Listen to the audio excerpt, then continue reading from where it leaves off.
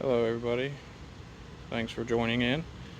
Just going to show you real quick how easy it is, in case you're wondering, on these little Volkswagen 2.0s with the 8 valve CBPA motors.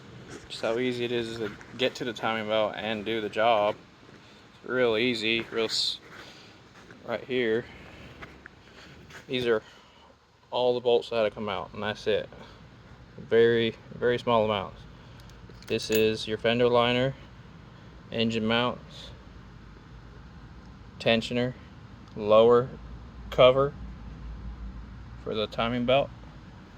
This goes to your washer bottle top, and this takes out your coolant reservoir.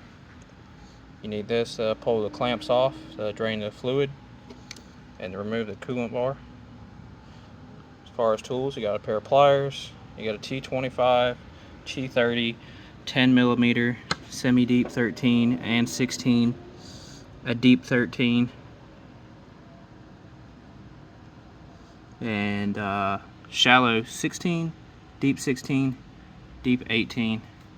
These all not necessarily need to be deeps. You got 17 for your wheels. You know, substitute the powers for hands. It can all be done with hands. And you got this, which is a 6 millimeter Allen. Takes off your 4 crank bolts. That would be these little fellows here. I use this hammer to tap the crank pulley to get it off. And these are all the parts.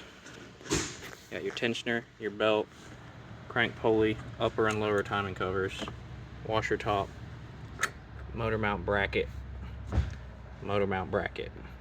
that's it. And then you have access to everything, so very easy job. This right here is your timing kit.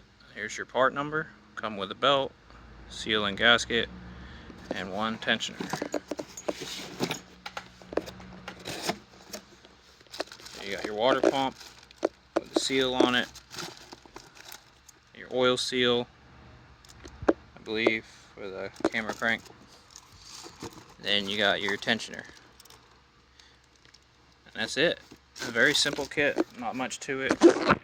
Most of these will come with instructions on how to replace it, as well as the recommended change intervals. But it should have everything you need in here, and it shows you the timing marks for the crank and for the camshaft. One other thing to note is that these are an interference engine. However, the majority of the time when the belt strips out like this or the belt breaks, you can actually get away with just putting a new timing kit on it. Most of the time it doesn't hit. And the only really way to know is to either remove the intake and do like a leak down test to see if any of the valves are leaking, or you can put another timing belt on it, reset it, and crank it up and see if it runs good. So pretty easy to maintain car. Most of this stuff is easily accessible. Lots of room around here. Very easy to work on. And if you are thinking about doing the timing belt yourself, I'd say if you're mechanically inclined somewhat and can read instructions and follow them, you can get this job done, no problem. Thanks for watching, fellas and ladies.